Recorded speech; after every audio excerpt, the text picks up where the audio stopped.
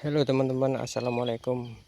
Sekarang saya di sini mau ngasih tip ya, biar tumbuhan singkong itu bisa besar secara buah dan besar secara batang. Itu caranya disisakan satu-satu ya teman-teman. Coba lihat, ini kan dua nih, ini dua.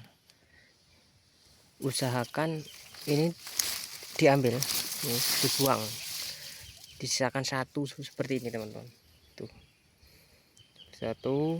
Nah, kalaupun ada tiga, itu tetap harus disisakan satu ya, sisakan satu batang aja, nggak boleh lebih.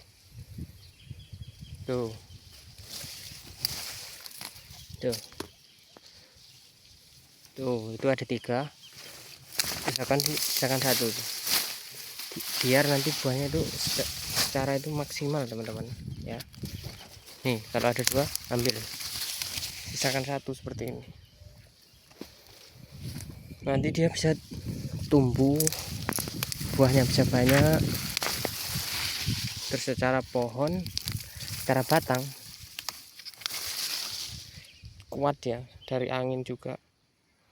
Karena kalau terlalu banyak batang, terlalu banyak cabang seperti ini tuh, banyak cabang lebih dari satu ataupun dua, lebih satu lah, bisa tiga, empat, secara buah kurang maksimal. Penyinaran matahari juga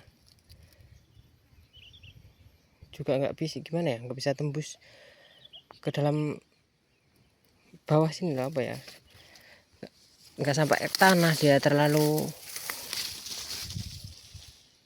tertutup ya, jadi tanah nggak bisa maksimal. Kalau itu kurang bagus kalau buat singkong, harus sisakan satu-satu teman-teman. Nah seperti itu ya tip dari aku, semoga bermanfaat buat teman-teman sekalian. Assalamualaikum warahmatullahi wabarakatuh.